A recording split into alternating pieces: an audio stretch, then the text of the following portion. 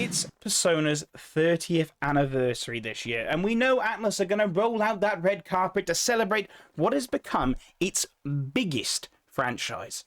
All the way from humble beginnings, barely getting released in the West, to Persona 5 selling over 13 million copies. And while so far Atlus hasn't given us much outside of a showcase, about a pop-up shop in Singapore, and a festival in Indonesia, it's beyond any form of reasonable doubt that there's more to come. But the question is, what? So these are my 5 predictions full of assorted copium from what I expect to see when it comes to Persona this year.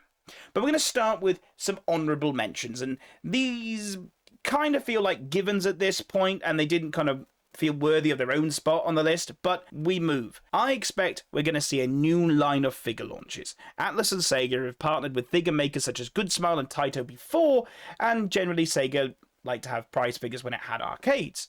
So I imagine a collection, even if there's just a deluxe figure like this Futaba one, it has LEDs, it's so on brand for gamers and a whole character. That would celebrate the whole franchise history. Maybe if they got one of all the protagonists together, that could be thematically very cool and fit in with the 30th anniversary vibe.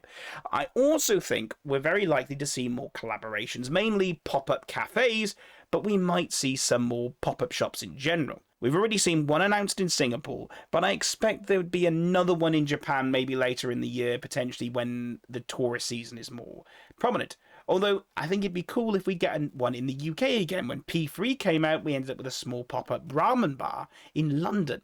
So maybe we'll get them to return to London for something similar. Although, I don't think they've ever done one in America.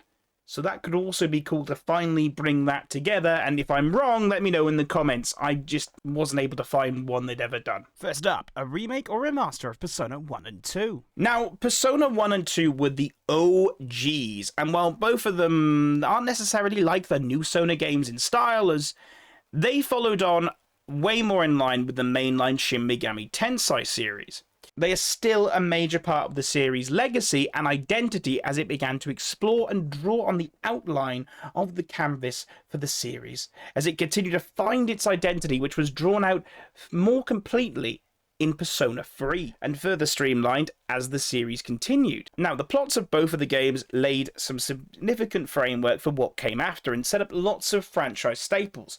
And while, yes, both had their gimmicks within them, from Persona Revelations having first-person traversal segments just to give you pure 90s motion sickness, and also allowing for 5 party members at a time. Like, come on, the standard is 4.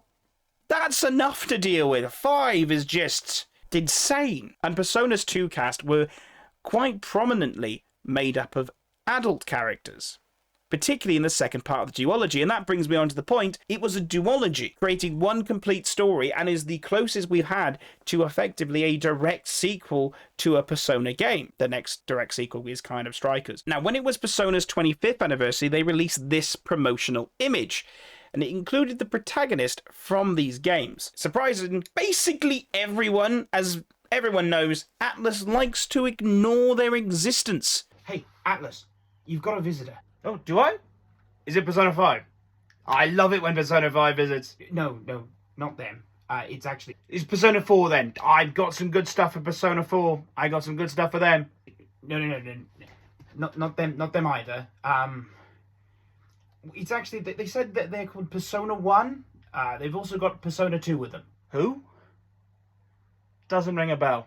They said that, you helped make them or something? Like, Persona 1, 2. No, we just started at number 3. I'm pretty sure of that. Yeah, we just started 3, 4, and 5. Yeah. So what should I say to them then? I don't care. Just get rid of them. So you've stopped listening.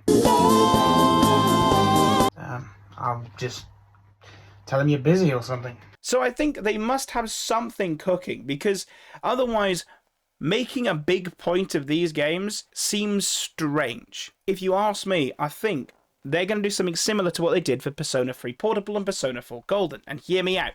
Persona 3 Portable and Persona 4 Golden got relaunched as part of the 25th anniversary with remasters of those games straight. And that didn't close the door on a remake down the line. In fact, 2 years later, we got Persona 3 Reload, which, you know, considering Persona 3 Portable is mainly from a top-down perspective and loses out a lot of the traversal elements in the real world, and you kind of got replaced by a weird cursor, it made a lot of sense to go with that one first. And now we're getting Persona 4 Revival as well. So they didn't close the door, they just kind of reintroduced them to audiences, which almost feels like the smartest decision to do here, because the games are quite different. So they want to try and gauge whether it's worth doing a full remake by just giving us a remaster. Next on the list is a Persona Q-like. During the DS and the 3DS era, we ended up with 2 spin-offs as part of the Persona Q sub-series. Them themselves were built on the Eterian Odyssey gameplay, another dungeon-crawling RPG from Atlus. So, the first game actually used the cast of P3 and P4 as they joined together to fight through a replica of Yasugami High School from P4, where they hunted for treasure in the hope that that would eventually lead to their escape. And then that was very successful, and it was later followed by a second Persona Q game, which this time had the Persona 5 crew in it, and even FemC from P3. Still no word an official version of her in a reloaded-esque game, but look, we take what we can get here, okay? Look, as I think we're not getting a mainline entry into the series anytime soon, it would be nice to use the anniversary to celebrate the series and bring back lots of characters that we've grown to love, and a series like PQ is perfect for that. And it's the only real opportunity to get these characters to interact with each other that logically makes sense. And to tie back into the remake or remaster of P1 and 2, we could see characters from those games appear here. It would make sense, considering the thematic ways they managed to get the other characters involved. And I think if they did that, it would make people more interested to play a remake, because you're introducing the characters, you can introduce a little bit of lore into their plot lines, and then people will be like, oh, I want to know more. I want to see these characters more. I like that character. I want to see more of that character. Or we could just end up with Zenkichi and Sophie from Strikers. That's still bad. A Persona 3 anime series. Now, again, copium, but Persona 4 got a full series, and so did 5. And while they both had to find a way to handle the silent protagonist can now speak issue, and you can argue about how well that might have done, but considering it's been about 2 years since the launch of Persona 3 Reload, which was around the same amount of time between P5 and the P5 anime, I must add, I'm just saying, there's signs. Now, yes, I know P3 did technically get an anime adaptation. In fact, it got 2. Persona 3 had a non-canon spin-off called Trinity Sin, and largely featured a new set of characters, although some of the OG C's crew did make appearances. While Persona 3 also did get a 4-part film series that retold the game's stories, it actually wasn't dubbed into English. So if they really want to try that approach, they could just potentially release an English dub, and that would appease most people, and they'd be like, oh my god, that'd be really cool. Or, if they go this route, they could appease the FemC fans, who were largely let down with Reload, and then they could have a female MC point of view series instead, allowing a fresh perspective for new fans who've just played Reload, or you can have a long series that takes inspiration from Reload and the episode Igus DLC.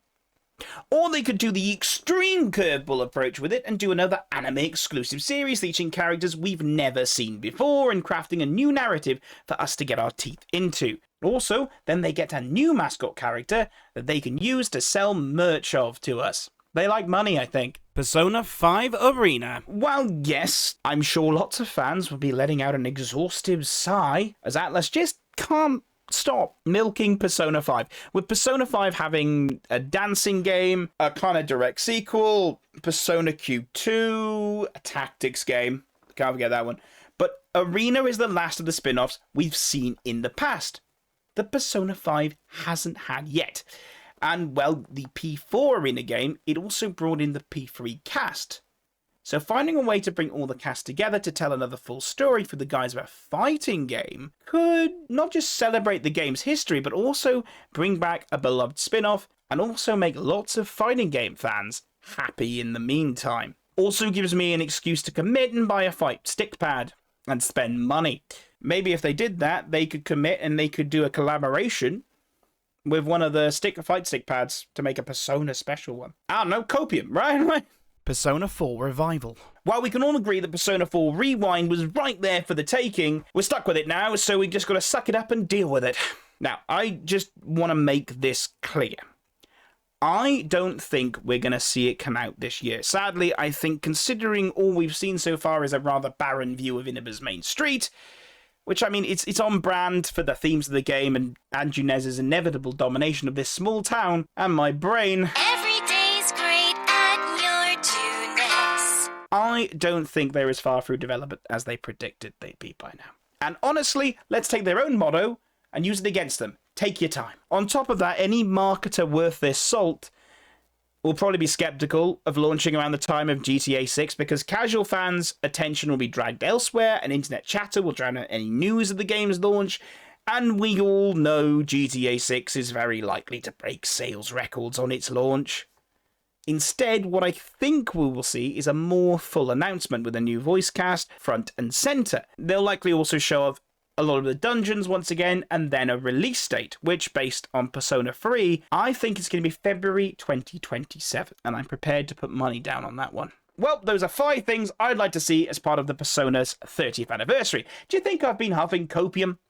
Or are any of them actually likely? Maybe you have something you think I missed that was just staring me in the face. Let me know down in the comments below, and with it being the 30th anniversary, I've got lots more Persona content coming your way, so be sure to like and click that subscribe button, and remember to follow me over on Twitch at twitch.tv/the_entitledgamer. Bye!